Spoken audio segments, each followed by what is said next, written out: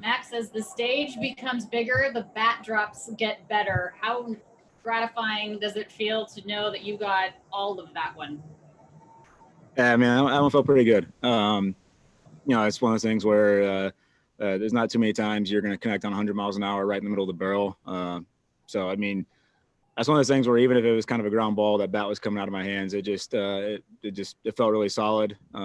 Thankfully, I got it in the air though, and I didn't have to worry about running too hard. But yeah, the swing felt really good. The first three at bats, plate appearances, you find a way to get on base. 3 for 4 tonight, or 2 for 3 tonight with the walk. Is it nice to be able to start really playing well at the right time? So much of this game is about timing and rhythm, and it seems like you've found it in this postseason. Yeah, I say all the time that the stats and all that kind of stuff doesn't matter to me, except for maybe walks, just because that means I'm getting on base. I'm giving my team a chance to score runs.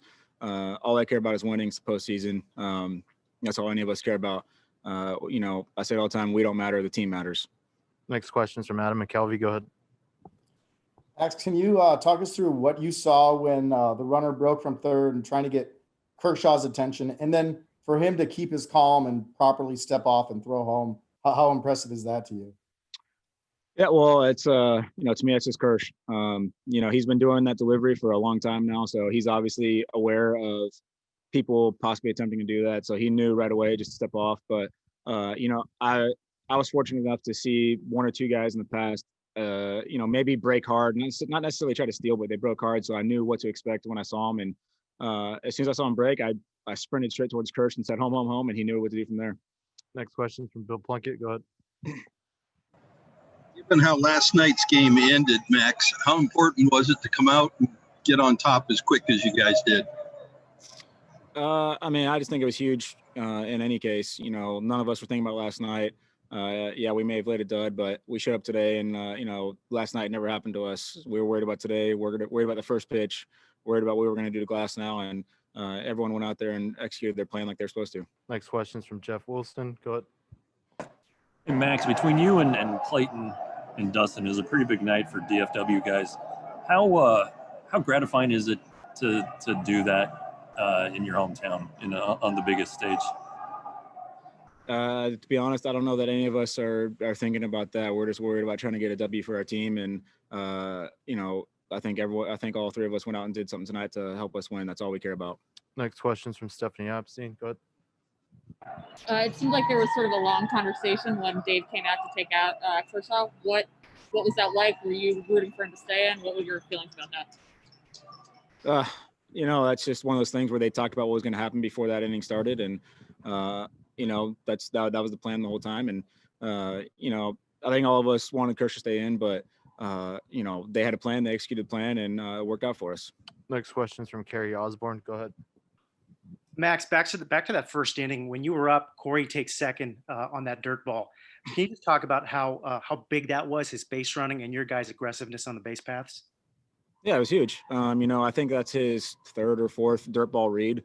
He's been very good and very aggressive all postseason when it comes to that, and paid off for us big right there because Belly is able to get a ball, for him to score on. So it was huge.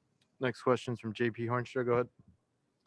Max, as somebody who's been in the position of being a platoon player in the World Series and now as an everyday starter, are you maybe more impressed when you see Joc Pederson hit as consistently as he has been in that role?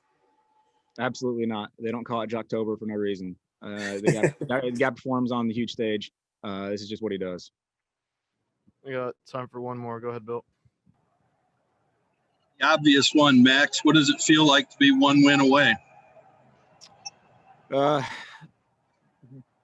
Ask me that tomorrow. For right now, we're still just glad we won, and we're going to start focusing on the first pitch for the next game. But we're going to try not to get ahead of ourselves too much. Tomorrow might be a different story with the off day, but for right now, it's kind of just let's keep taking care of business. The job's not finished. Thanks, Max.